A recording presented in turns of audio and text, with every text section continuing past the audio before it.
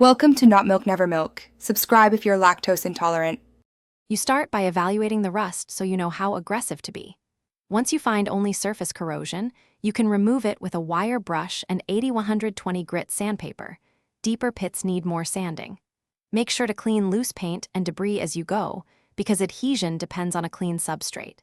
Use rust remover on stubborn areas to neutralize oxidation.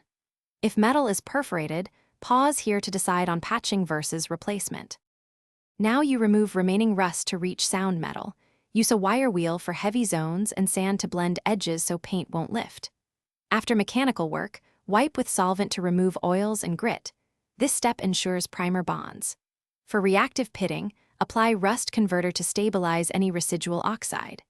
If holes remain, fill with metal filler for small gaps or weld and grind for larger ones, then sand smooth to a uniform profile before finish by applying a rust-inhibiting primer. You want 2 thin coats with recommended flash time so it cures evenly. Once dry, paint with a compatible enamel or oil-based top coat, using 2 coats and light sanding between to eliminate texture. Make sure seals and edges are covered to prevent moisture intrusion.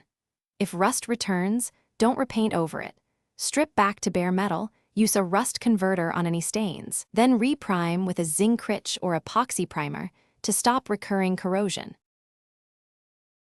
Thanks for watching. If this was helpful, leave a like and consider subscribing. See you next time.